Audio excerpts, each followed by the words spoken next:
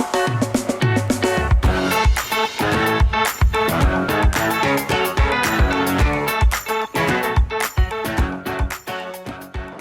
pessoal, hoje nós vamos entrevistar dois candidatos à Câmara Legislativa. Desde já agradecemos a presença da Tainara, do PSB, e do Renato, do Progressistas. Oi pessoal, é com muito orgulho que a gente está recebendo aqui hoje no Folha Talks a candidata à Câmara Legislativa do Distrito Federal, Tainara. Seja muito bem-vindo, candidata. Seja muito bem-vinda. Obrigada, gente. Fico muito feliz de vocês me receberem aqui e vocês estarem organizando para todo mundo esse debate tão importante. Tainara, a gente pesquisou muito sobre você e a gente descobriu que você foi secretária-geral da Juventude do PSB, o seu partido, e também diretora da União dos Estudantes, a UNE, né? Para você, qual a importância da juventude no debate político, institucional, público? Eu acredito que a juventude ela é central para o debate político. A gente tem uma boa parcela da população que é jovem e a gente sempre discute sobre o futuro ser a juventude. Então, os problemas que a gente enfrenta, sejam problemas econômicos, sociais, ambientais, eles são resolvidos ou eles são agravados durante a criação das novas gerações. Então, uma das reflexões que eu sempre trago é que nós não deveríamos ser considerados o futuro, ou então a próxima geração, ou próxima solução. A gente deveria ser considerado no presente. Então, quando você não considera os jovens na hora de construir políticas públicas, na hora de formular legislações, por consequência, você vai ter legislações e políticas públicas que têm falhas estruturantes e falhas que fazem com que esses jovens não sejam contemplados no futuro desde já. Então, a gente debate sobre evasão escolar, por que a juventude sai da escola. Se a gente escutasse os jovens, talvez a gente descobriria o porquê e acharíamos boas soluções. E isso vale para tantas outras pautas políticas. A sua segunda pergunta o que te fez lutar por uma candidatura na Câmara Legislativa do Distrito Federal? O que me fez lutar, eu sempre digo que é a possibilidade de reduzir a desigualdade social. Eu acredito de verdade que a gente precisa ter uma sociedade em que as pessoas possam ter oportunidade de futuro, em que elas façam essa escolha ativamente, não que elas sejam empurradas por conta da classe social, por conta da quantidade de dinheiro que um pai tem, por conta da herança, do que está vindo antes delas. Então, assim, a gente tem condição de construir uma sociedade que seja mais justa. Eu, particularmente, sou da primeira geração da minha família a entrar no ensino superior. Isso foi um grande marco, porque isso mudou economicamente o espaço em que eu ocupava, as oportunidades que eu tinha, inclusive a possibilidade de ser candidata, a possibilidade de ser deputada, que era uma coisa que poderia ser inacessível para mim. Então, assim, eu vim do interior da Bahia, depois passei em Goiânia, sempre vi com minha família enfrentar a dificuldade de não ter a casa própria, de não ter um emprego fixo, e sei como a desigualdade social limita as pessoas a ter oportunidade no futuro. Então, eu acredito em um país, em um DF, inclusive, que estou aqui desde cedo. Comecei essa caminhada política com 17 anos, quando vim estudar biblioteconomia na UNB. Comecei a caminhada política sem saber que eu estava fazendo política, que foi trabalhando como extensionista em um projeto de biblioteca comunitária na cidade estrutural com a família de catadores.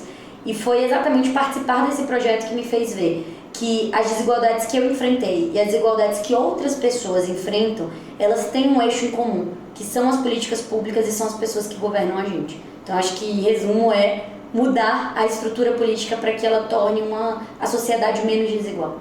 E, Tainara, caso você seja eleita, quais bandeiras você quer levar para a CLDF?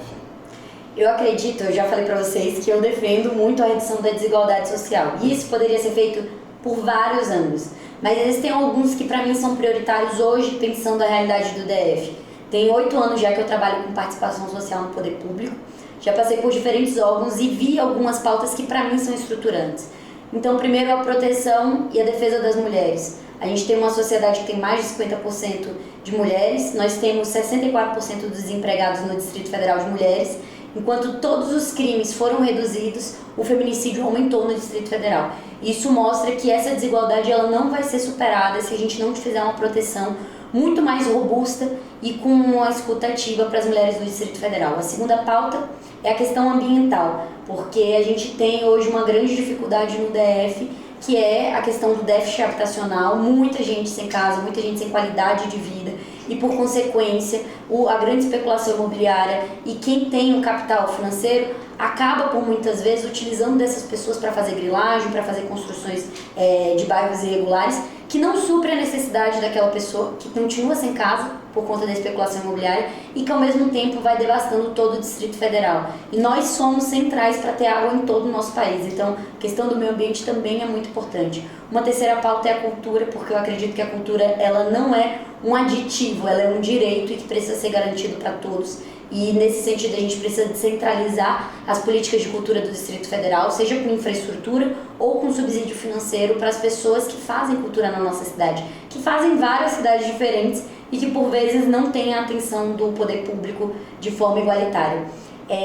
Mais um ponto muito importante, aí eu vou para os últimos dois, que na resposta vai passar os 3 minutos, é a educação. Eu já trouxe da minha própria experiência de vida, eu trouxe do ponto de vista estatístico e eu acho que todo mundo vivencia um pouco do papel da educação. E infelizmente ela não é valorizada de forma suficiente porque ela não é tão palpável para o resultado eleitoral. E quando as pessoas estão pensando mais no resultado eleitoral do que essa transformação social, elas não dão atenção devida à educação. Educação pública, de qualidade, que ofereça e seja inclusive muito integrada com outros fatores e não só a gente copiar e colar coisas em sala de aula e passar no vestibular. E por fim, a geração de emprego e renda, que é um dos grandes problemas do Distrito Federal, eu diria que o maior problema do Distrito Federal, porque nós somos um distrito muito rico, mas com esse dinheiro centralizado na mão de poucas pessoas. Então a gente tem um IDH altíssimo e ao mesmo tempo nós somos uma das unidades federativas mais desigual do país. E o que isso gera? Isso gera muita gente pobre. 6% da população que na pandemia sentiu fome não comprou comida porque não tinha dinheiro para comprar comida. E uma renda que está centralizada. Então assim, a gente precisa gerar renda, descentralizar essa renda, e isso só é possível criando outros mecanismos de subsídio, como por exemplo os pequenos e os médios produtores, empreendedores que possam movimentar o Distrito Federal financeiramente. Tainara, em 2018, o então governador Hollenberg não conquistou o seu segundo mandato. Esse ano, o Rafael Parente também desistiu da sua candidatura no governo de Brasília. Para você, esses fatos mostram uma fraqueza do PSB na capital federal? Eu dividiria essa pergunta em 2 pontos, para fazer uma análise de conjuntura eficiente. A primeira é o que o Hollenberg é e o que ele representa para o DF. Eu acho que poucos são os políticos que a gente tem na história do Distrito Federal que eles passam ilesos com o nível de responsabilidade que o Hollenberg tem. Então o Hollenberg ele já foi deputado distrital, já foi deputado federal, já foi senador, já foi governador. Isso mostra uma carreira política muito sólida. E diferente de outras carreiras políticas no Distrito Federal, que acabam em prisões e denúncias, o Hollenberg tem um histórico de defesa da juventude, da cultura, do meio ambiente, da democratização da cidade, como por exemplo a reabertura da Orla do Lago, que é muito grande. Acho que quando ele perde em 2018 é uma questão de conjuntura. Ele pega um governo que foi um governo muito difícil, um governo em que ele não tinha uma boa bancada na Câmara dos Deputados para poder aprovar os projetos do governo, para poder levar para frente o seu governo, e ao mesmo tempo ele teve que refazer o ajuste de todas as contas.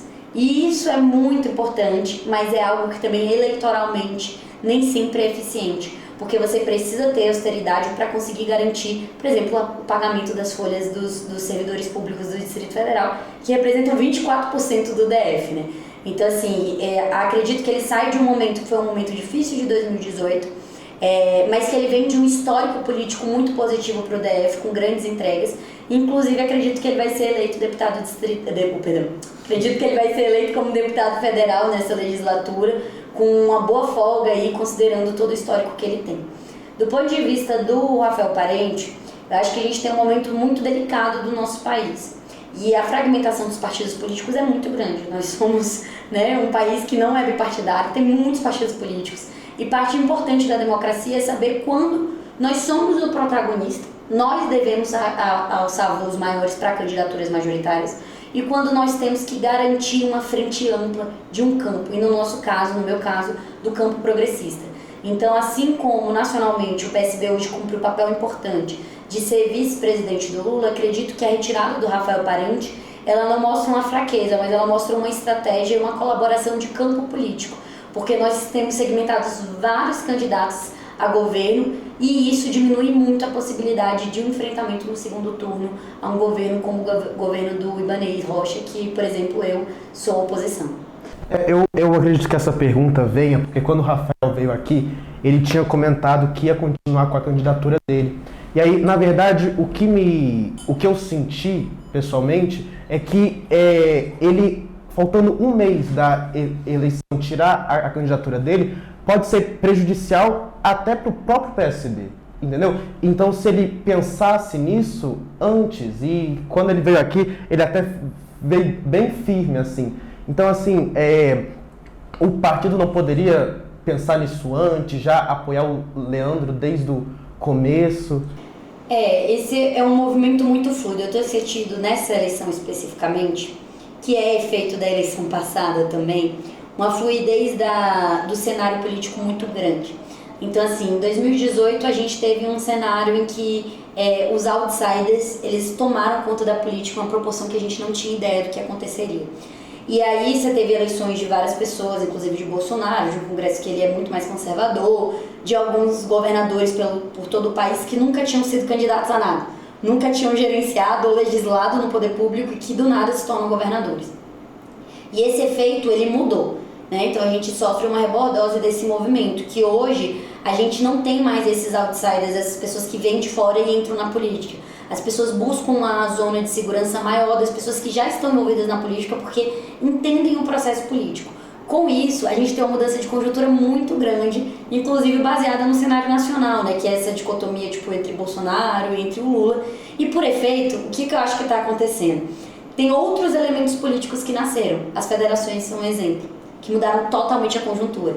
Então, quando o PSB ele não está dentro de uma federação, junto com o PV, PV, PCdoB e PT, ele acaba criando uma identidade e definindo uma estratégia paralela da federação, o que é uma coisa super natural, porque a gente está falando de duas instituições políticas autônomas.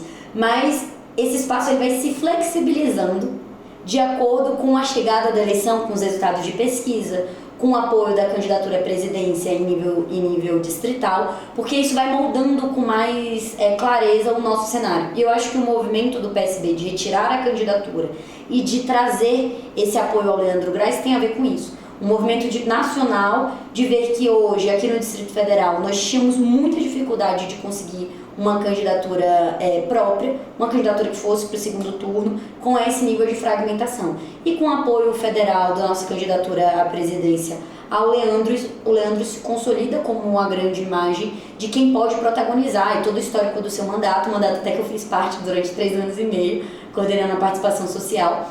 Então eu acho que assim, avalio que poderia ter sido diferente, avalio que a gente poderia ter feito isso em outro momento, mas na política tudo é muito fluido. Então as avaliações de cenários elas são distintas e só nesse momento que acontece a reunificação dos partidos. Então acho que apesar de avaliações de momentos distintos, o importante são esses partidos estarem juntos hoje. Perfeito. E aí a gente quer que você faça mais uma análise então, porque hoje o tema polêmico, o tema da eleição de 2022 é Lula e Bolsonaro. Qual é a sua opinião sobre isso? Você trouxe um pouco sobre essa questão, mas a gente já viveu na pré-campanha militantes sendo assassinados, a gente está aí próximo do 7 de setembro, que há um grande alvoroço assim, do que pode acontecer. O que você pensa sobre tudo isso? Nossa, tem vários pontos sobre isso. Realmente é o tema da eleição, não tem outro jeito, Pode né? ficar à vontade. Queria até relatar para vocês, contar para vocês o que aconteceu na primeira semana da campanha com uma apoiadora minha, que eu vi uma coisa absurda e eu acho que isso mostra o nível de agressividade e como está sendo constituída assim, essas eleições de 2022. Minha apoiadora estava entregando o material e o cara esbravejou, gritou na rodoviária que eu seria mais um, olhou pro panfleto e falou, essa daí vai ser mais uma que vai ser assassinada a mando do Bolsonaro, assim como a Marielle Franco. E a gente fica em choque, né, com escutar isso, fica em choque com essa percepção de como é que se faz política, dessa agressividade, mas também entende que isso é reflexo do governo que está aí, de um governo que ele é um governo que ele foi simplesmente, eu não sei nem qual a palavra usar, porque ele foi ineficiente em todos os sentidos. É um governo que ele não consegue se propor a nada, ele não consegue dar manutenção a programas importantes de educação, programas importantes de assistência, ele simplesmente vai desmoronando as nossas políticas nacionais e ao mesmo tempo também não faz o que se propõe, porque toda vez que alguém me pergunta assim, mas eu voto no Bolsonaro porque eu defendo a família, eu falo, mas o que ele fez pela família? Assim, do ponto de vista prático, concreto, qual foi a grande vitória para a família brasileira, seja qual for a família brasileira. E isso não existiu. Então, assim, eu acho que a gente está vivendo um segundo turno da eleição de 2018 com bastante seriedade. Se a gente for fazer uma avaliação política, a gente tem o efeito do Lula não estar candidato, seja quem concorda ou discorda dele, Lula não foi candidato. E ele tinha começado já uma campanha eleitoral. Então, o resultado da eleição está muito vinculado a essa eleição ainda. Então, essa rivalidade que ela acontece hoje, ela é reflexo de 2018 e da não candidatura do Lula. E aí tem outro ponto importante, que eu acho que é muito importante ressaltar, que a polarização em si ela não é negativa. A polarização de ideias e a ideia que as pessoas trazem sobre, posturas políticas, ela é muito importante. Então hoje eu consideraria que o maior câncer do nosso país, ao longo dos anos de todo o tempo de democratização, é exatamente o que a gente tem chamado de centrão, que são pessoas fisiológicas que vão estar trabalhando única e exclusivamente pelo seu dinheiro, pela sua campanha política, pelo seu crescimento dentro da sua região, mas que não defende projetos de sociedade. Então eu não defendo que a educação seja pública de qualidade, eu não defendo que a educação seja privatizada, eu não defendo um ensino técnico ou ensino superior, eles simplesmente defendem o projeto de poder deles. E aí o que você tem com isso é um esvaziamento da sociedade no próprio período eleitoral, de não entender o que está acontecendo, de não entender o que defende. Então assim, eu acho que é importante ter ideologia, eu acho que é muito importante existir polarização. Agora, o extremismo da polarização, que supera os limites democráticos do que está dentro do campo, que é o problema. Que eu acho que é o que o Bolsonaro traz, e traz de forma muito evidente, não só nessa eleição, mas trouxe ao longo dos anos do seu governo. O que sua candidatura tem a proporcionar que as outras não têm? Eu diria que a primeira coisa, vou listar algumas, porque eu acho que são vários pontos, mas a primeira que eu traria é a autonomia política. O Distrito Federal, ele desde quando a Câmara Legislativa foi criada, ele é legislado e governado por pessoas que têm muitos interesses envolvidos. Então você tem deputados distritais que têm mãe, que têm pai, que têm tio e que são donos, inclusive, de empresas que têm grandes contratos com o próprio GDF. Então as pessoas têm empresas terceirizadas. Eles são eleitos com os votos terceirizados, inclusive pressionando os seus trabalhadores, fazendo o que na verdade é um abuso de poder econômico, e por consequência quando entram lá, eles governam e legislam pensando exatamente nas suas próprias empresas. E isso é um dos maiores cânceres que o Distrito Federal tem, porque é isso que impede que a Câmara Legislativa fiscalize o GDF e consiga avaliar que política pública funciona e que política pública não funciona. É isso que impede que hoje no Distrito Federal a gente tenha um orçamento claro e bem distribuído entre todas as regiões administrativas e entre todas as áreas que são importantes, como assistência, saúde, cultura e educação. Então, o primeiro ponto de diferencial da minha candidatura e do meu mandato é a autonomia política. Eu sou uma pessoa que vim dos movimentos comunitários, dos movimentos sociais, dos movimentos de base, e que a partir da minha capacidade política e da minha construção de identidade com a cidade, eu trago uma candidatura. E não porque eu tenho um pai que é dono de uma empresa, porque eu tenho um tio que tem um negócio com o GDF. E eu acho que isso é um marco que a gente precisa trazer. Um segundo ponto é, obviamente, eu ser mulher. Nós temos hoje 24 representantes na Câmara Legislativa, das quais 3 são mulheres. Esse nível de representação, eu não preciso nem dizer que é subrepresentação, porque é representação nenhuma. A gente nunca elegeu uma mulher da minha idade, então inclusive se eu for eleita, eu vou ser eleita a mulher mais jovem da história do DF. E o debate sobre representação, ele é isso.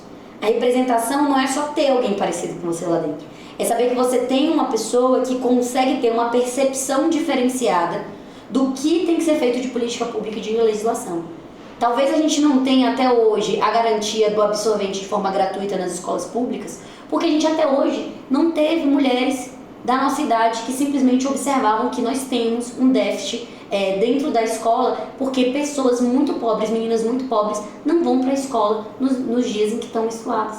Pelo fato de nunca ter tido uma pessoa que tivesse esse olhar, que tivesse essa sensibilidade porque participou. Então, trazer a diversidade para dentro da Câmara Legislativa é importante. E por último, eu diria que a inovação na solução. Eu sou muito nova para quem está lá dentro, apesar de já ter feito 30 anos há uma semana atrás, mas eu estou trabalhando já há 8 anos no poder público. Eu coordenei a equipe de participação social na Casa Civil do GDF, na Secretaria de Segurança Pública e na Câmara Legislativa do Distrito Federal. Eu conheço estruturalmente cada um dos nossos órgãos, cada uma das nossas políticas do Distrito Federal, sei o que pode ser mudado de legislação e o que não pode ser mudado.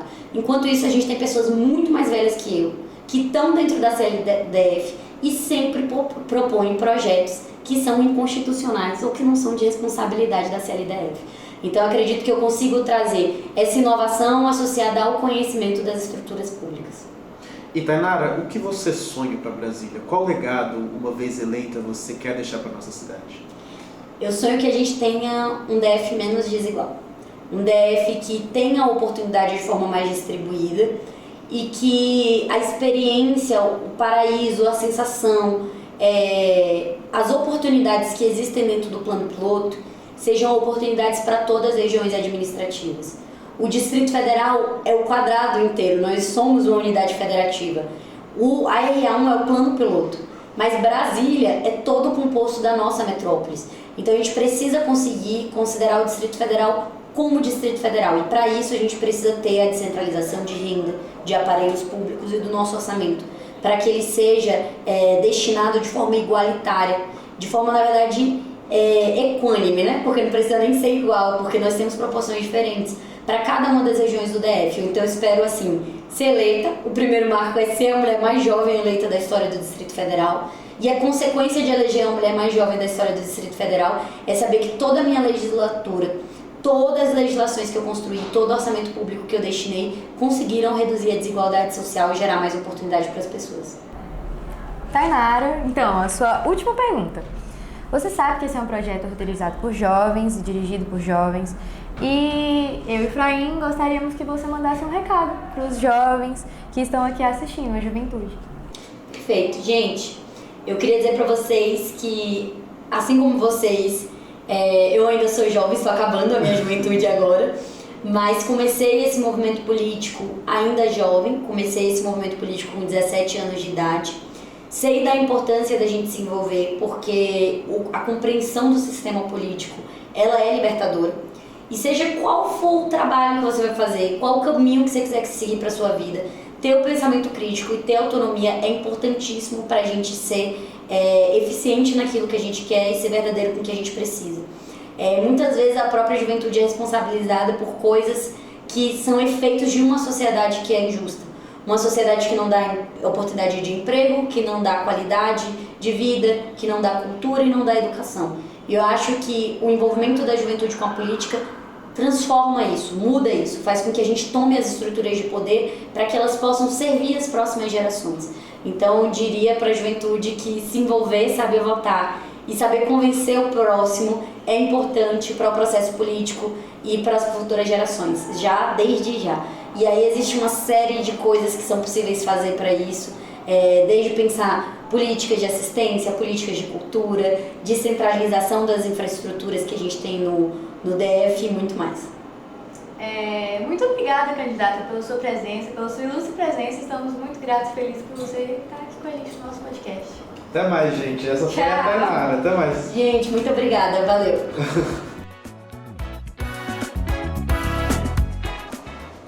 E aí, galera, hoje estamos com o nosso candidato a deputado distrital, Renato Santana. Seja muito bem-vindo, Renato. Obrigado, meus amigos. Eu costumo dizer o seguinte, que estar na cena política é estar à disposição para dialogar. E eu estou aqui, a convite do Colégio Único, dos alunos que estão desempenhando um belíssimo de um projeto, que é abrir espaço para que a cena política venha se apresentar, receber ou sejam as críticas, sejam as sugestões, porque a democracia favorece esse tipo de ambiente. Então, boa tarde, estou aqui à disposição, às ordens sempre. Perfeito, Renato. Eu gostaria então que você se apresentasse e já respondesse a nossa primeira pergunta, que a gente pesquisou muito para essa entrevista, para esse bate-papo, e a gente viu que você recentemente saiu do PSD e foi para o Progressistas. Por que você tomou essa decisão?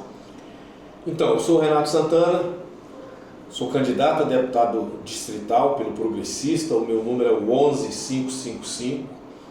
Eu estive no PSD até 2018, fui vice-governador eleito pelo PSD, fui candidato a deputado distrital a deputado federal pelo PSD em 2018.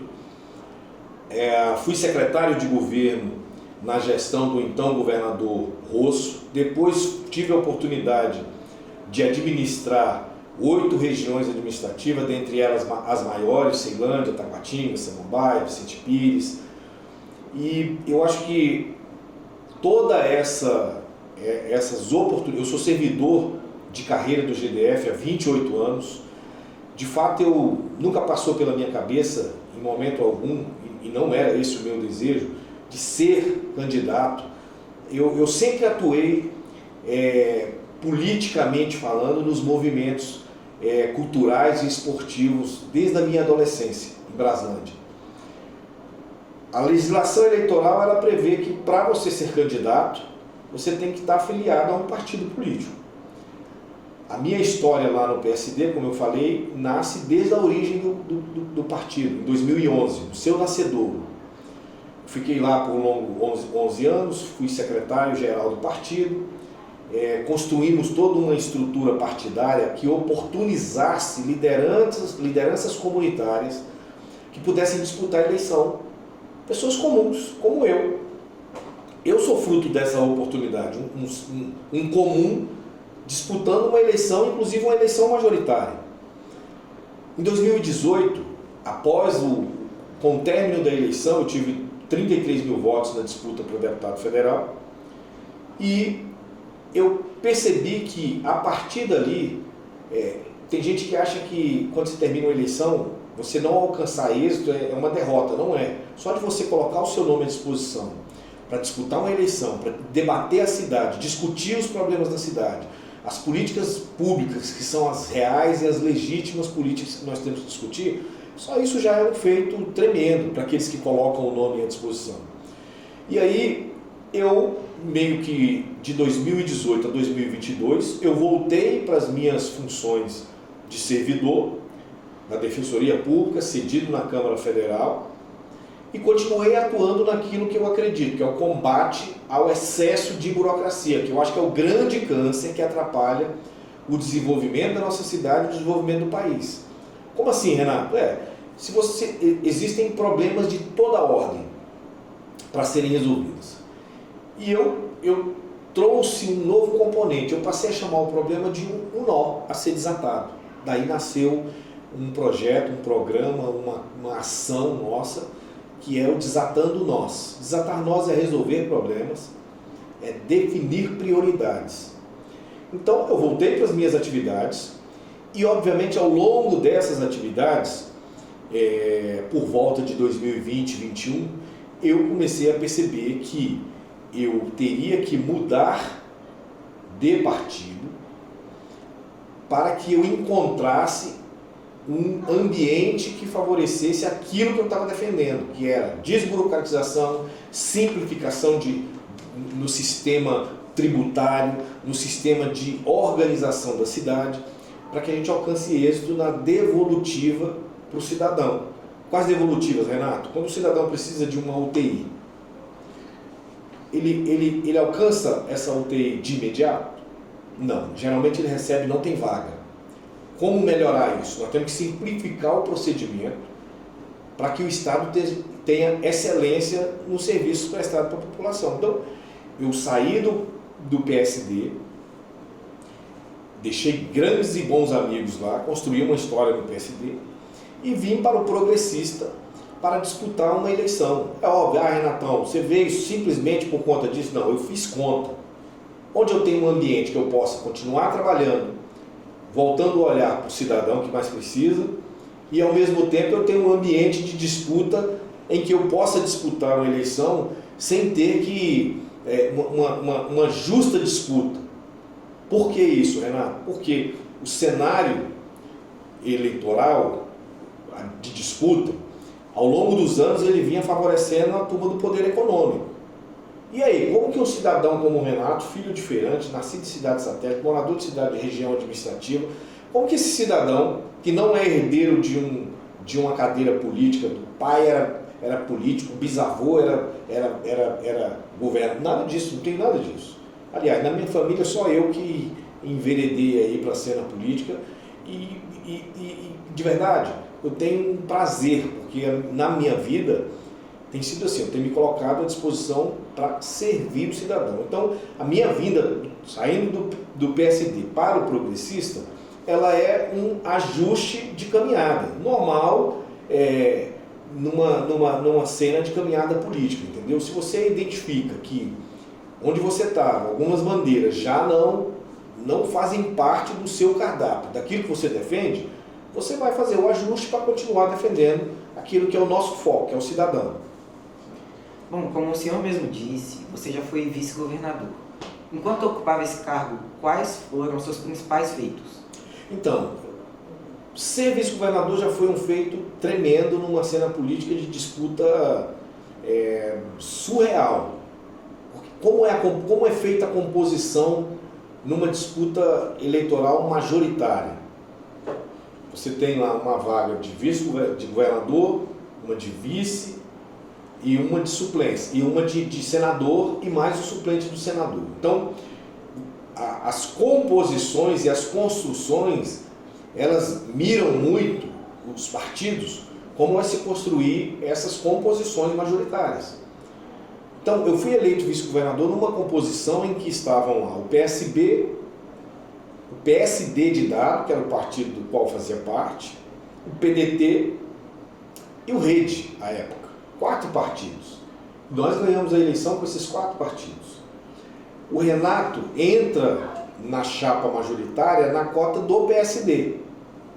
O Renato Santana, que morava lá na Ceilândia, filho de feirante, servidor público, todas as características que dificilmente me colocariam nessa condição.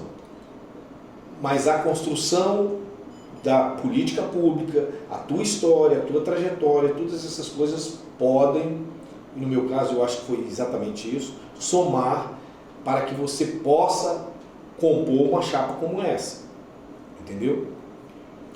E aí, eu me recordo que quando eu assumi a condição de vice-governador naquela chapa, a primeira coisa que eu disse é o seguinte: não contem comigo para ficar 4 anos, se eleito formos, balançando cadeira, esperando o governador viajar para eu assinar um decreto, para dizer que assumi o governo numa eventual ausência do governador ali. Contem comigo para trabalhar. E foi assim que eu fiz. Eu coloquei na rua o projeto Desatando Nós e, sem dúvida alguma, pela primeira vez em Brasília, um vice-governador foi para a rua trabalhar. Olhar no olho do cidadão, no ônibus, no metrô, de bike, a pé, fazer esse enfrentamento, porque é o que as pessoas esperam de um gestor público, que ele vá para a rua durante o período do mandato, para que ele se depare com o cidadão e possa ouvir. Parar de escutar, porque escutar todo mundo escuta, a não ser aqueles que têm a deficiência auditiva. Agora, ouvir, dar atenção para o cidadão que paga IPTU caro, que paga passagem de ônibus caro, que paga conta de energia, de água caríssimo, dar atenção e se colocar no lugar daquele cidadão, poucos querem fazer. No Brasil criou-se uma figura de que o eleito, ele vira popstar. Não é isso. O eleito, ele é eleito para servir o cidadão, para colocar a vida a serviço daquela. O governador eleito, ele é um síndico. É o representante. É o representante. É o gestor maior. Ele arrecada os impostos, os tributos e define onde vai aplicar de volta para devolver serviço público para o cidadão. Então eu fiz isso. Eu montei um staff na vice-governadoria e fui para a rua recepcionar demandas do cidadão. O que é que o governador precisa ter em mãos hoje? Isso aqui, ó, no celular. Aqui ele recebe a demanda, a localização, a fotografia e o vídeo do problema, se ele colocar à disposição do cidadão. Poucas pessoas fazem isso. O meu número de telefone, quando eu disputo uma eleição, ou quando eu sou eleito, ele deixa de ser telefone privado. Ele passa a ser um telefone público. É por isso que no meu folheto de campanha eu divulgo o meu telefone, que é o 99130 5758. Esse é o meu telefone há 15 anos. E foi durante o meu período junto à vice-governadoria, porque era ali que eu recebia as demandas. O cidadão não queria que... Ele não quer mais aquele negócio de quando ele quer tapar um buraco, você fala para ele assim, faça um abaixo-assinado, dá a entrada lá no protocolo e aí vamos ver o que faz. Ele não quer saber disso, ele quer saber da solução. E a solução pode estar onde? Ô, seu vice-governador, estou dando uma consultoria gratuita para você aqui. Tem um buraco aqui, eu estou te mandando o vídeo, estou te mandando o GPS, a localização, manda só tapar. Não é mais prático? É desburocratizar. E eu fiz isso. Renatão, beleza, você foi vice-governador, você foi para a rua, me fale aí de grandes nós ou de grandes feitos que você contribuiu. Eu posso te dar uma centena. Exatamente isso, né? Porque você foi administrador regional. Então, isso também te ajudou nesse processo, eu imagino que também vai te ajudar uma vez como deputado, né? Toda essa experiência acumulada tem que servir para alguma coisa. Ela não pode ficar dentro do Renato, na cabeça do Renato. Por isso eu sou candidato a deputado distrital, porque eu acho que eu posso contribuir e devolver para a cidade, que eu nasci, cresci e me deu tudo que eu tenho, sobretudo as boas amizades. Mas, por exemplo, quando eu fui administrador de Braslândia, cidade que eu nasci praticamente, na minha adolescência em Braslândia, eu ficava muito chateado porque eu tinha que sair de Braslândia para fazer um curso técnico, ou no plano piloto, 60 quilômetros, ou em Taguatinga, 25 quilômetros. Pô, numa cidade que está distante da capital, mas faz parte da capital, que é Braslândia. Minha mãe era servidora e trabalhava na feira para complementar a renda. Aí o transporte público ainda é muito ruim, mas naquela época era muito pior. Isso me deixava muito, eu não sei se era a palavra essa, mas indignado. E quando eu fui vice-governador, chegou para mim um problema. Qual era o problema? Nós estávamos perdendo recurso para a construção da Escola Técnica de Braslândia. Quase 12 milhões de reais. Por quê? Porque o Estado não conseguia destinar uma área para a construção daquela escola. Era um convênio com o governo federal. Quando eu recebi esse assunto, eu falei, cara, isso aqui é um nó para ser desatado. E eu agarrei naquilo. Em 6 meses nós destinamos o terreno, resgatamos o recurso, licitamos a obra e iniciamos a obra. Está lá a Escola Técnica entregue. Está lá a Escola Técnica entregue para a comunidade. O cidadão de Braslândia não precisa mais sair de lá para poder fazer um curso técnico fora da cidade. Está lá fazendo curso de enfermagem, curso de mecânico, curso de administração, de tecnólogo em contabilidade, enfim. Porque ele tem uma oportunidade na porta da casa dele. Esse foi um grande feito. Porque educação é tudo. É o que transforma, é o que viabiliza. Ah, poxa, Renato, e tem outro? Tem. Fui administrador do Guará. A mesma história no Guará, quase perdendo recurso. Deixamos no Guará, que foi mais interessante, a escola técnica com a chave na porta entregue para a população. Uma escola técnica do Guará. Belíssima escola técnica. Fui administrador de Ceilândia 2 vezes. E eu trabalhei na administração da Ceilândia durante longos 16 anos, onde lá eu cheguei, eu era o contínuo, entregava papel de corredor em corredor, tirava xerox. E fui diretor administrativo, fui diretor de cultura, fui chefe de gabinete e fui administrador regional por 2 vezes. Ao longo desses anos nós trabalhamos para desatar um dos maiores nós e talvez um dos maiores feitos voltados para a Ceilândia. O aluno da Ceilândia, que tinha uma crítica. Aluno da Ceilândia não tem acesso ao UNB, não vai acessar o UNB. E os alunos da Ceilândia começaram a acessar o UNB. E começaram a ter evasão do aluno da Ceilândia por conta da distância da UNB. O que nós fizemos? Trabalhamos junto ao UNB durante uma década. A UNB está na Ceilândia hoje. O aluno não precisa sair da Ceilândia para ir para a UNB. A UNB foi para a Ceilândia. Esse é o grande... Por quê? Se a educação é a transformadora, os feitos da gestão pública, voltados para a saúde, para a segurança, para a educação, para a mobilidade, esse talvez é o pilar. E o Renato, por que você escolheu a rua como palco para a sua atuação? Porque é na rua que os problemas nascem, crescem e criam musculatura. Se você está na rua e você é o governador e abaixo de você tem a caneta para determinar, vai para a rua, recepciona os problemas e determina o seu grupo de secretário de governo, de Estado, de educação, de saúde, a partir do que você está vendo na rua. Porque se você se trancar na bolha de um gabinete, no ar-condicionado, a impressão que você vai ter sempre é de que está tudo lindo e maravilhoso e que não precisa... Sabe essa coisa da falsa impressão? O ambiente da bolha dos gabinetes fazem isso com nós na cena política. Entendeu? Então eu fiz um caminho meio que contrário. Eu fui para a rua. Montei uma base de servidores para recepcionar as demandas que eu recepcionava na rua, para tratar e encaminhar. Bom, o senhor foi de vice-governador a candidato a deputado distrital. Por que você tomou essa decisão? Então, eu fui vice-governador e na sequência eu fui candidato a deputado federal. E agora deputado distrital.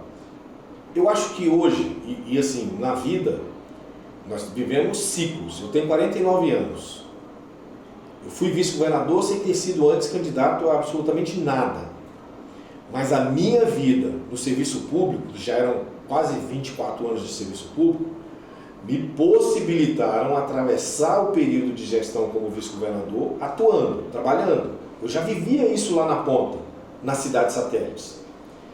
Agora, candidato a deputado distrital. Por quê, Renato? Porque eu acho que esse meu papel de atuação na rua pode se aproximar mais dos anseios da comunidade. Regionalmente, do ponto de vista de legislação local, que na Câmara Federal eu de repente teria mais dificuldade para alcançar. A Câmara Federal você tem uma visão de país, né? Só que é o seguinte, nós estamos falando da capital de todos os brasileiros, da capital que tem o orçamento de Brasília esse ano foi de 44 bilhões de reais.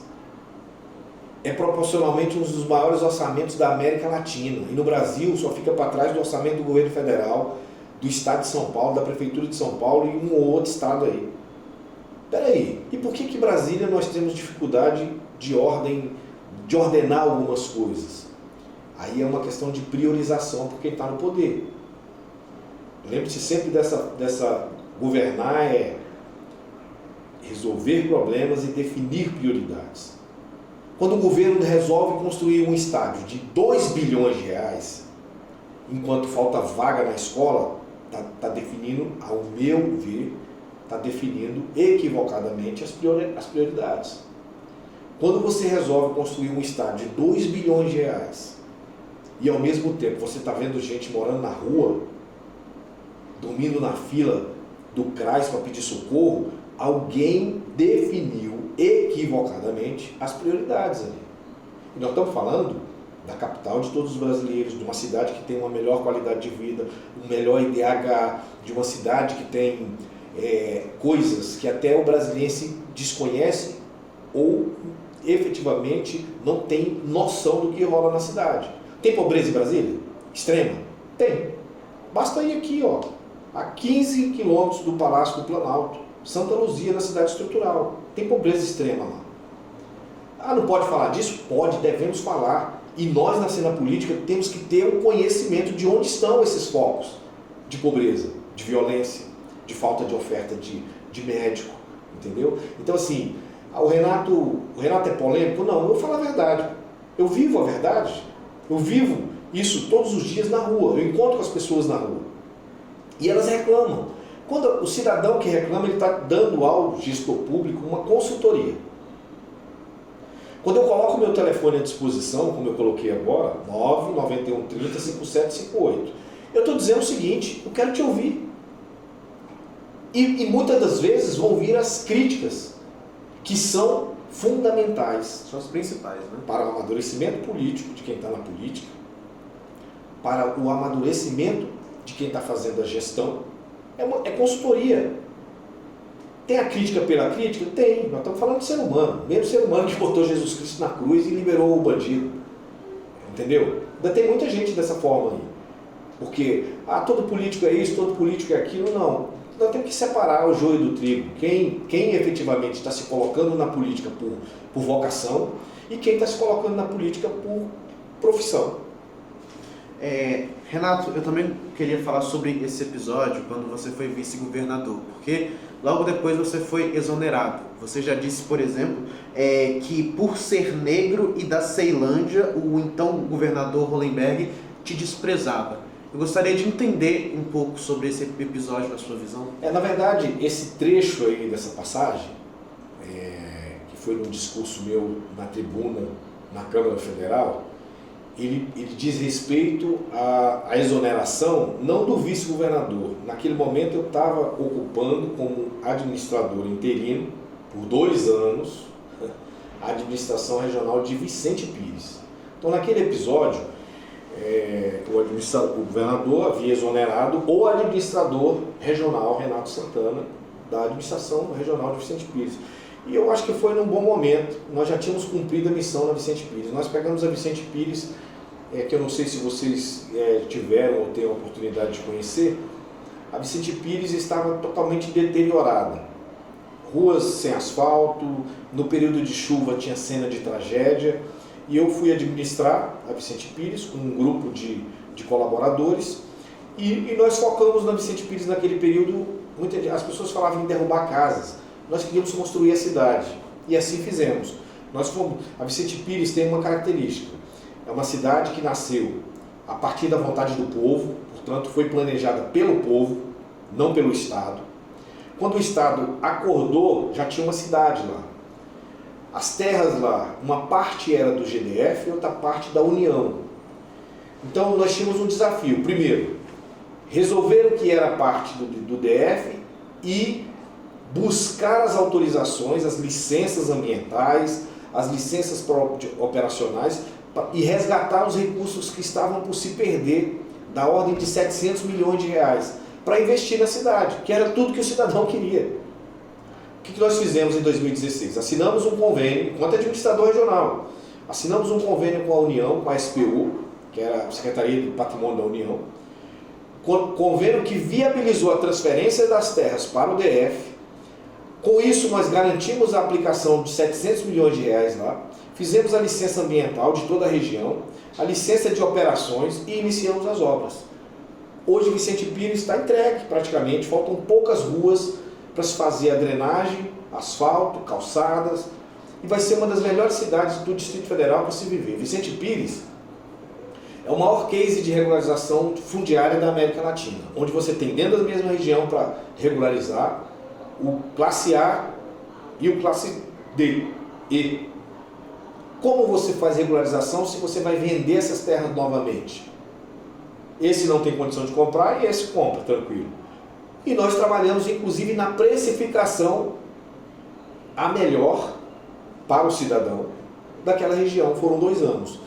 E eu dizia ao governador o seguinte à época: o dia que tiver uma derrubada aqui, algo extremo, que seja conflituoso com aquilo que a gente está propagando aqui, que é regularizar, eu saio da administração. E naquele episódio, eu saí da administração por conta de uma derrubada que foi feita lá, sem o meu consentimento, sem o meu conhecimento, meio que foi num atropelo. Na verdade, já era para promover e provocar a minha saída.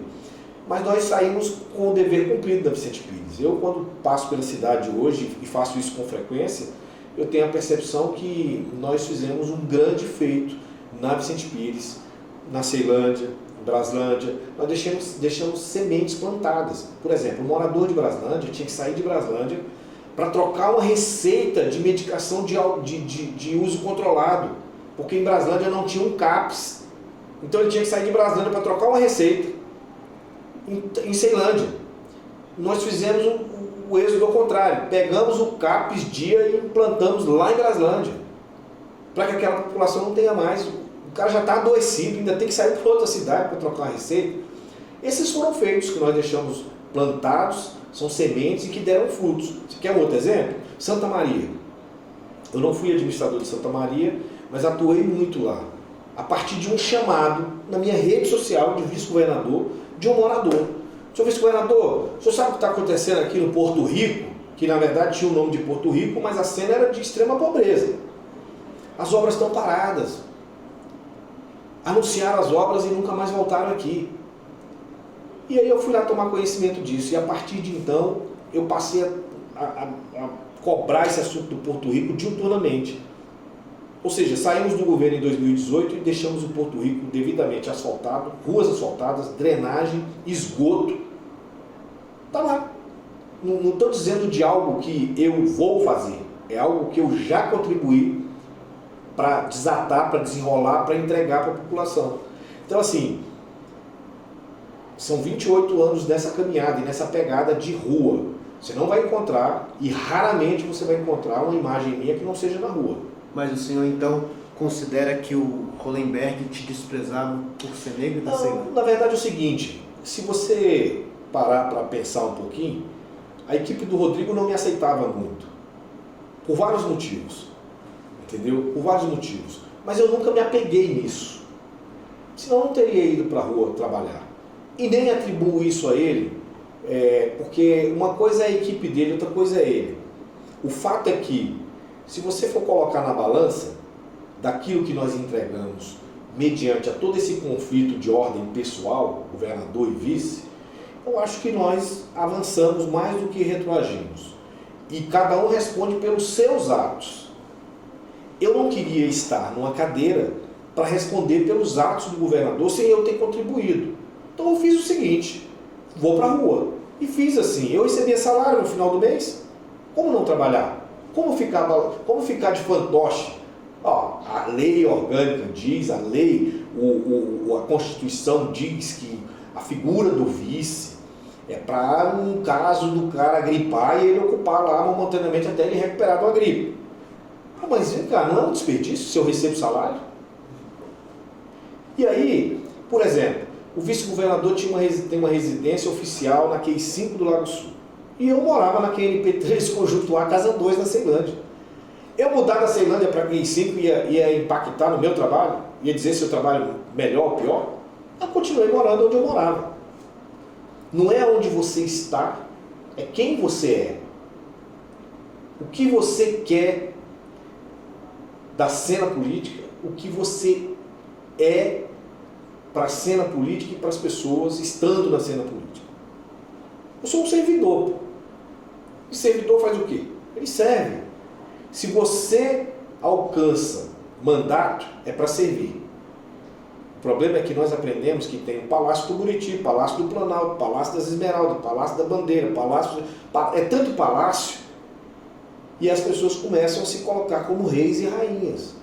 Quando, na verdade, o grande ator dessa cena é o cidadão comum que precisa do Estado. O Estado existe para servir aqueles que mais precisam. Bom, caso seja eleito, existe alguma lei que o senhor quer implementar com urgência? Por exemplo, por que eu disse que a eleição para deputado distrital é uma eleição que hoje me agrada e por isso eu coloco o meu nome à disposição? Por exemplo, eu sempre morei em região administrativa, sempre morei em cidade satélite. Braslândia, Taguatinga, Ceilândia, Gama. E você imagina o seguinte, o GDF hoje ele arrecada da seguinte maneira, ele arrecada tudo que ele arrecada. Brasília é uma cidade indivisível. Existem as regiões administrativas, mas elas não são autônomas. Não existe um prefeito eleito lá em Ceilândia. Não existe um prefeito eleito no plano piloto. Existe um administrador regional que é indicado pelo governador. Como funciona o orçamento das administrações regionais? Ao bel prazer do governador. Ele que define.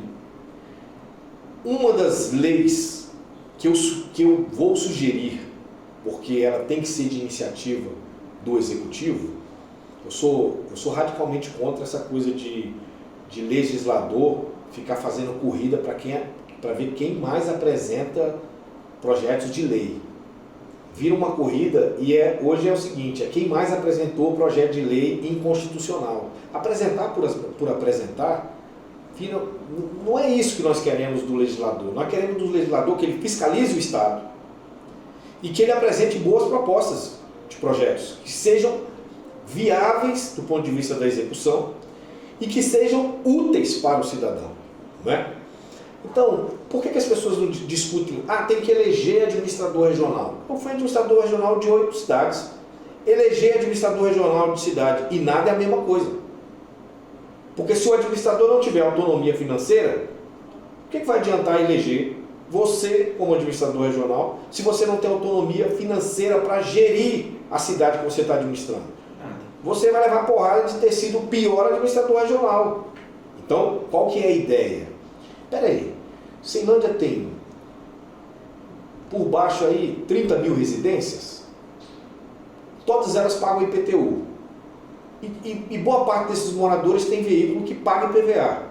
Por que 0,5% ou 1% do que se arrecada na região administrativa, lá em Sobradinho, no automático já fica no caixa da administração para que o administrador possa utilizar aquilo nas execuções diárias? Para que ele pare de depender, por exemplo, da Nova Cap para fazer poda de árvore. Para que ele execute à medida que o morador traga a demanda para ele. Hoje o administrador virou um mero ouvidor. Recebe a demanda e tem que repassar para a Nova Cap, para a secretaria, para não sei o quê. Se ele tem um instrumento de devolução da informação ou da execução de imediato para o cidadão, ganha todo mundo, ganha o cidadão, ganha o administrador que passa a ser bem avaliado e ganha o governador, que deixa de ser o centralizador e não consegue alcançar todas essas demandas do dia a dia e para de ter o administrador como um mero ouvidor na ponta. Então, esse modelo, eu penso que é um dos projetos que nós vamos impulsionar para que se institua na cidade. Já foi assim no passado. Não existia lei para isso. Mas o administrador, ele tinha uma razoável autonomia. Hoje nem essa razoável ele tem. Esse é um deles. Renato, a gente viu também pelos seus posts do Instagram que você tem uma relação muito próxima com o trabalho voluntário. Eu gostaria que você falasse um pouco sobre esse serviço social. Então, olha só. Todos nós na cena política deveríamos... Vamos lá.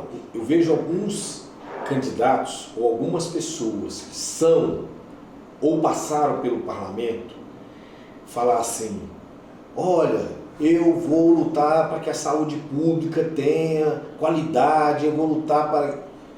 Ele fala isso, mas ele usa plano de saúde. O meu plano de saúde é o SUS. Se o Renatinho amanhã precisar de hospital, de duas uma, ou eu vou ter que meter a mão no bolso e pagar lá uma consulta, ou eu vou ter que usar o hospital público. Primeiro, a discussão passa por aí. Ah, faz o discurso da saúde pública, do não sei o que vai defender, mas nunca entrou numa emergência no hospital? Nunca precisou? O SUS é o maior programa de saúde do mundo. Falta gestão. Então, por exemplo, eu sou contra essa coisa de terceirização de hospital público, atividade fim. Se tem grana, se tem uma entidade interessada em fazer a gestão, é porque tem recurso. Peraí, se tem recurso, por que a gestão deixa de ser pública e passa a ser privada? Essa é uma pergunta. Eu sou defensor do SUS. Um outro assunto é o seguinte: pela defesa dos animais, pela defesa da pessoa com deficiência, pela não sei o quê. Peraí, e que trabalho que você faz junto à sua comunidade? Que dia que você se coloca a serviço do cidadão? Que dia que você veste a camisa do voluntariado? Hoje eu vou sair de casa para servir, nem que seja na igreja, que é legítimo. Porque essa coisa do querer mandato para botar broche, paletó e gravata, o cidadão está cansado disso. Basta ir na rua, você vai perceber que o cidadão está cansado efetivamente disso. Ele quer política pública efetiva. E políticos que saiam da vertente política, dessa política que vende uma coisa e faz outra, para aqueles que efetivamente estão inseridos no seio da comunidade, que sabem o que a comunidade sofre, porque ele sofre junto com ela. É colocar-se no lugar do outro. Por que o Renato atua nesse campo social? Porque esse é o campo que muita gente fala, mas não quer participar, não quer atuar. Está, por exemplo, A pessoa com deficiência que recebe uma cadeira, ele quase não tem mobilidade mais com as mãos. E aí o único meio de locomoção que ele tem não é mais uma cadeira de roda, é uma cadeira motorizada. Não é? Porque ele tem pouco movimento na mão. Beleza, o SUS dá a cadeira para ele. Aliás, dá não, devolve, com base nos impostos que a mãe, que o pai recolhe todo ano. Aí o SUS entrega essa cadeira para ele, só que essa cadeira tem que ter manutenção. Você sabe quanto custa uma bateria de uma cadeira motorizada? R$ 1.500. E o cara recebe benefício BPC, um salário mínimo. Que ele tem que comprar fralda, medicamento, não sei o que, não sei o que. Peraí. Como mudar essa regra? Aí entra o candidato ou o eleito no parlamento.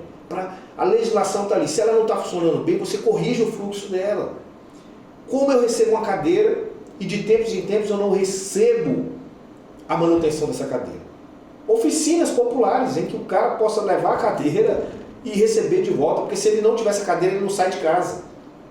E se ele não sai de casa, ele não estuda, ele não frequenta, ele não socializa, ele não... nada que um ser humano quer fazer. Essa é uma busca. Isso vale para tudo.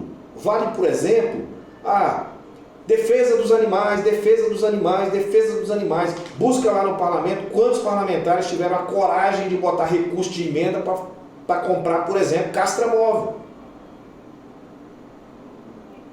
Eu conheço o Rosso, que em 2015 a 2018 colocou recurso para que nós no GDF comprássemos 2 castramóveis e colocasse à disposição do cidadão para aquele que não tem condições de pagar e ter o seu pet. Então ficar falando defesa porque é bonito falar, não, e na prática? Quantos fizeram? Isso é público. Quem colocou recurso para a saúde, quem colocou recurso para atividade cultural? Peraí, se a cidade não vive um ciclo em que você tem acesso à educação, em que você, para ter acesso à educação, você tenha segurança, que você tenha todo o transporte, isso é uma corrente, tem que funcionar. Por isso eu sou candidato a deputado distrital, porque eu acho que eu devo devolver para a minha cidade, para a cidade que eu nasci, que eu amo, que eu crio os meus filhos, aquilo que ela me deu, que foi oportunidades.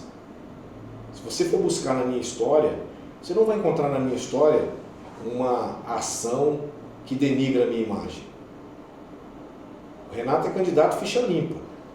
Inclusive a minha candidatura está homologada já, com aval do Ministério Público Eleitoral e companhia. E tem muita gente que não tem esse aval hoje e tem apelo popular. Como explicar isso? Né? Bom, qual legado o senhor pretende deixar para a política brasiliense?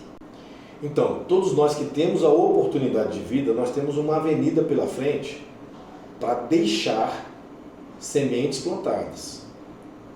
Não só para compor os livros de história. Eu fui diretor da maior e melhor biblioteca pública do Distrito Federal durante 7 anos. A Biblioteca Pública Carlos Drummond, em Ceilândia, onde eu fui também diretor de cultura. O meu sonho de criança era ser guitarrista. E a minha mãe minha mãe é um ser humano extraordinário, hoje com 86 dias de falecimento. A minha mãe, ela me deu tudo, me deu dignidade, me deu aquilo que o ser humano precisa ter, que é honradez. A minha mãe deu as oportunidades, protegeu, cuidou e entregou pronto. E a Biblioteca Pública da Ceilândia me deu algo que eu talvez, se eu tivesse planejado, não teria acontecido. Ela me deu conhecimento, oportunidade de oportunizar que as pessoas pudessem ali buscar os assentos que eles estavam desejosos, ou no banco da universidade, ou num vestibular. E nós construímos um ambiente lá naquela biblioteca para que o aluno fosse se sentisse em casa. Eram quase 120 mil livros no acervo, tudo informatizado, devidamente catalogados, com uma equipe maravilhosa de gestores que me acompanhavam ali. Essa é uma semente que me fez acreditar nessa coisa da boa política. A partir dessa biblioteca, de Ceilândia. Quando eu vou para Vicente Pires, por exemplo, a primeira semente antes de plantar asfalto, concreto, calçado em Vicente Pires foi abrir a porta de uma biblioteca pública que não tinha lá, numa parceria com a UNB. E nós implantamos a primeira biblioteca pública de Vicente Pires. Aí você fala assim, na biblioteca, se as pessoas hoje consultam no virtual aí, mas é isso. É você deixar sementes plantadas. E deixar claro qual é o objeto de transformação na vida das pessoas. Qual é o grande legado? Educação é tudo. Não tem outra chave. É a chave do conhecimento, que faz com que o cidadão fique mais crítico, que ele reclame porque ele pode reclamar, que ele questione porque ele pode questionar. Então, o grande legado, exemplo. Por exemplo, eu na cena política, eu vou buscar os meus exemplos de pessoas na cena política. Meu maior exemplo na cena política é Jesus Cristo, o maior político de todos os tempos. Só falava de amor, falava de milagres, falava de reunir pessoas, de perdão, e nós colocamos ele na cruz. Ele não tinha WhatsApp, não tinha Instagram, não tinha Facebook, não tinha TikTok, não tinha nada disso, nem a dancinha de nada. E é a história mais contada em 2000 anos. A maior marca não é o McDonald's, não é a Coca-Cola, é Jesus Cristo. Então, beleza. Se é Jesus Cristo, Renato, você está disposto a dar outra face quando você tomar um tapão aí? Nós temos que ter essa disposição. Aqueles que estão na política como voluntários, com espírito de a política é algo que nasce no teu coração, que você olha para as pessoas sem distinção, se ele é negro, se ele é alemão, se ele é homossexual, se ele não é. Deixa eu te falar, quem está na política está falando, o foco é o ser humano, com as suas essências, com as suas qualidades, com os seus defeitos. O que é defeito? Porque se a gente... A minha mãe falava assim, Renato, se você quiser ter um amigo perfeito, você está lascado, você vai morrer sozinho. Porque todo mundo tem qualidades e defeitos. Quais defeitos que você fala, Renato? Olha, o cara, ele cometeu uma barbeiragem lá. Tem gente que tem... A política consegue alterar o DNA das pessoas e implantar ali defeitos incorrigíveis. Que só a grade do presídio pode ofertar solução. Quando você vê o político envolvido em corrupção, em cena de pedofilia, quando você vê o político fazendo da política algo covarde, que acaba levando todos nós. Esse é defeito. E é o cara que tem esse defeito que quer implantar o defeito dele na sociedade. Por isso nós não podemos generalizar. Deixar legado é deixar, primeiro, exemplo naquilo que você faz. Isso vale não só para o político, vale para o médico, para o delegado, para o advogado, para o jornalista, para todos. O advento das redes sociais fez abrir-se um universo para que as pessoas pudessem ter mais acesso à informação. Tem informação de tudo que é natureza, tem a fake news, tem de tudo, tem a fofoca, mas tem a boa informação. Por exemplo, quando eu abro o canal do meu Instagram, do meu Twitter, do meu TikTok, do meu WhatsApp, como eu faço aqui agora, eu estou dizendo o seguinte, o Renato Santana está de peito aberto para recepcionar aquilo que o cidadão achar que não está funcionando bem e que eu possa contribuir de alguma forma. Então, legado é deixar oportunidade para outras pessoas. Quando eu vou em Braslândia, participo de um movimento em que você deixa lá a porta de uma escola técnica aberta, aquilo é legado. Abertura para a educação, para o ensino, conhecimento. Idem, quando a gente implanta lá o campus da UNB em Ceilândia, que já foi muito marginalizada, que já sofremos o preconceito do preconceito. E muita gente vestia essa camisa e não queria tirar mais, porque achava que era daquele jeito. Qual é a rua que separa, por exemplo, Taguatinga de Águas Claras? Uma rua. Não separa. Qual é a rua que separa o Lago Sul do Jardim Botânico? Nenhuma. É uma rua. Qual é a rua que separa o Jardim Botânico de São Sebastião, do Mangueiral? Uma rua, uma avenida. Não se separa. Brasília é um aglomerado de cidade, é uma cidade que é indivisível. Você atravessa de Planaltina ao Gama, num trânsito bom em 1 hora. E tem conflito? Tem, como toda e qualquer cidade. E só sabe se tem conflito aqueles que estão dispostos a fazer a gestão da cidade a partir da ótica do cidadão que está lá na rua, na parada de ônibus, vai na rodoviária do plano piloto. Desafio vocês. Pega aqui o programa Folha Talks. Folha Único, é isso? Folha Talks. Folha Talks. Folha Talks, do Único, dos alunos do Único. Pega aqui, faz um experimento de fazer Hoje não vamos entrevistar político nenhum. Nós vamos entrevistar o cidadão. O que ele acha? Qual é a impressão do cidadão, já que as eleições estão aí batendo a porta? Ele está satisfeito? Vai na rodoviária do plano piloto. A gente vai. Mas leva segurança. Os caras não levarem a máquina de vocês, que a rodoviária está tomada. Está sitiada de tudo que você possa imaginar. De cidadão trabalhador do bem, mas está sitiada de tráfico de droga, de bandido, de tudo. Você falou muito sobre conflito, né? E hoje a gente vive um conflito político. A gente vê uma polarização entre Lula e Bolsonaro no nosso cenário nacional. É verdade. Eu gostaria que você analisasse um pouco esses dois candidatos. Na verdade, o que acontece? Político analisando político é complexo, né? Mas eu sou cidadão. E eu jamais me eximi e vou deixar de atuar nas coisas que podem mudar rumos no país que eu acredito, na cidade que eu moro, enfim, que vai impactar na minha vida como cidadão. Eu tenho moradia, eu tenho filhos, eu tenho história e vai impactar. Polarização é sempre ruim. O Brasil é um país com dimensão de continente, com quase 250 mil brasileiros, um território que muda radicalmente quando você imagina o Pará, um estado daquele tamanho. Você imagina o candidato a deputado estadual, federal no Pará, que tem que fazer campanha utilizando barco, avião, um tradutor para as tribos indígenas lá, que sobe rios e rios durante horas ou dias para poder fazer campanha. Esse é o país, esse é o Brasil. E esse Brasil, como que nós chegamos numa cena de polarização num país desse tamanho? Que tem os entes federativos organizados.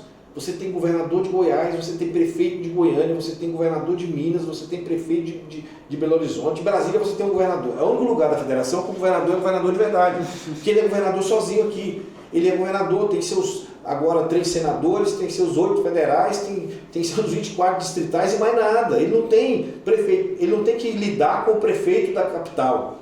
O plano piloto é um administrador regional, ele não tem que lidar com o prefeito lá de Planaltina e a sua Assembleia Legislativa, entendeu? E aí você tem Tribunal de Contas, Tribunal de Justiça, Ministério Público, e essa é a estrutura do Distrito Federal.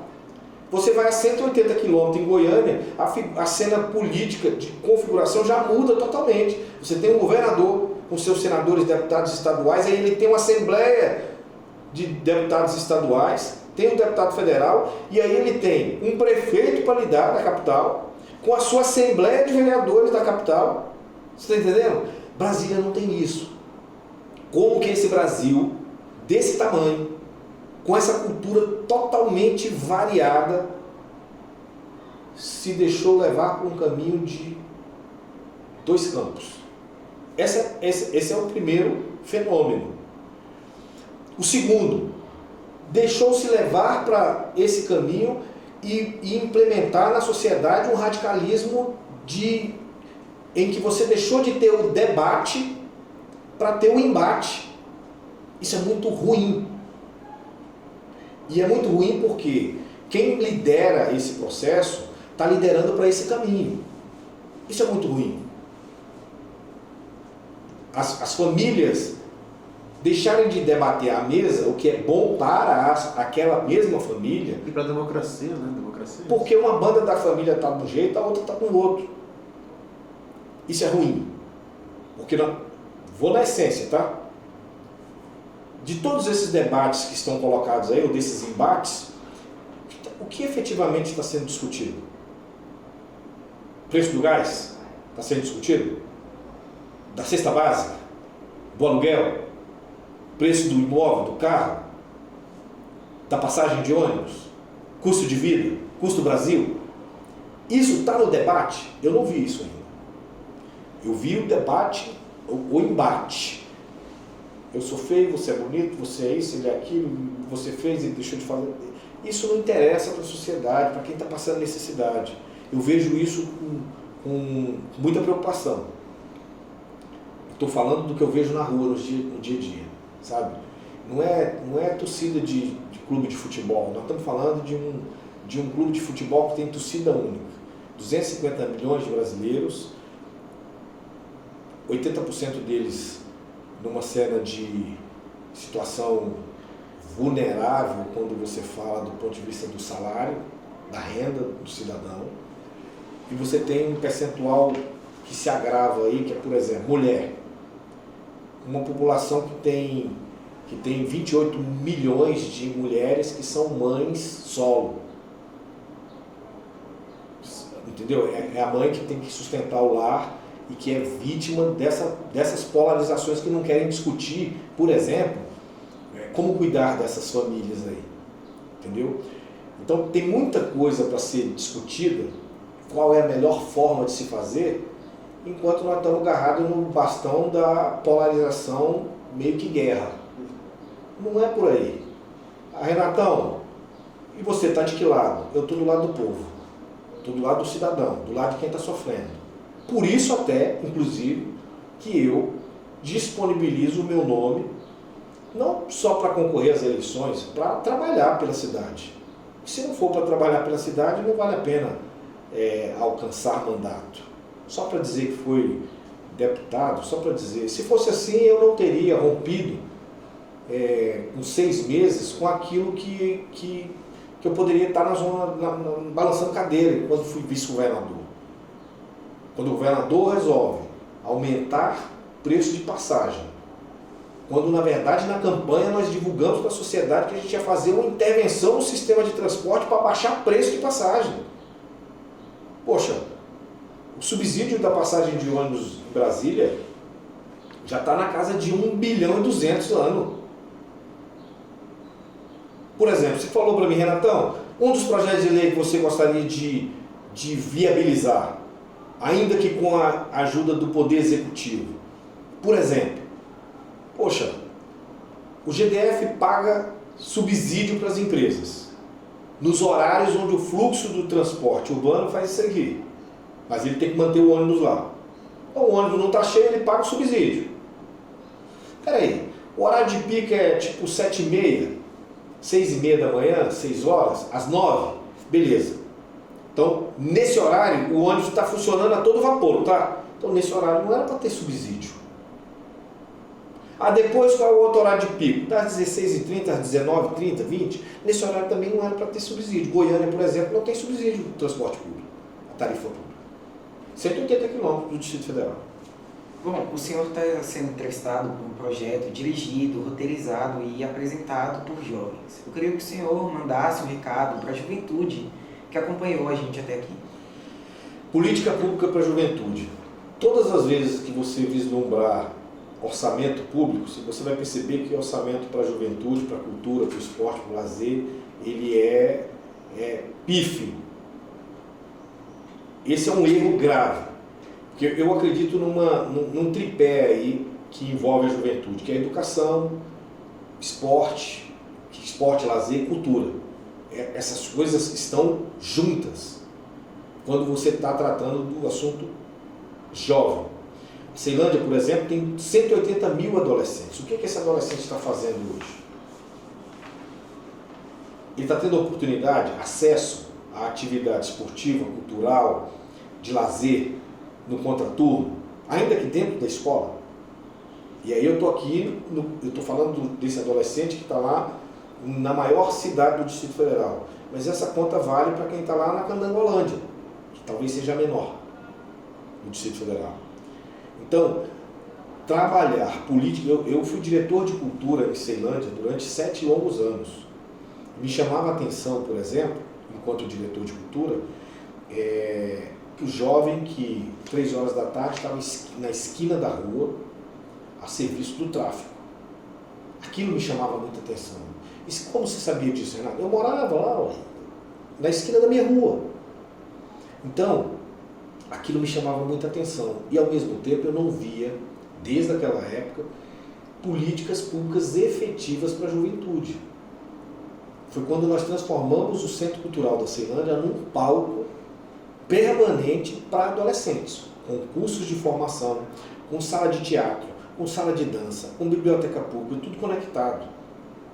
Eram 32 salas, com todas elas com fluxo volante de atividade voltado 100% para adolescente, para a juventude. O cara que é músico precisava de um espaço. Lá tinha um espaço e tinha um estúdio para ele desenvolver música. O cara é ator, o cara é dançarino, precisava de um tablado. Lá tinha uma sala com tablado para esse jovem escoar o seu produto, treinar, ensaiar, apresentar, enfim. Taguatinga está lá, tem um teatro da praça, está funcionando? Não. Entendeu? Onde estão esses palcos e de que forma que eles estão sendo utilizados para o jovem? O jovem que é músico, o jovem que é dançarino, o jovem que é ator, o jovem que é poeta, o jovem que é escritor. Onde é que está isso aí? Em Ceilândia nós fizemos em um ano, do período de 2004, em que eu fui diretor de cultura, 2009, 8, 9, a média era de 200 eventos por ano, de toda a ordem. Sarau literário, música, teatro, dança, literatura, na rua inclusive.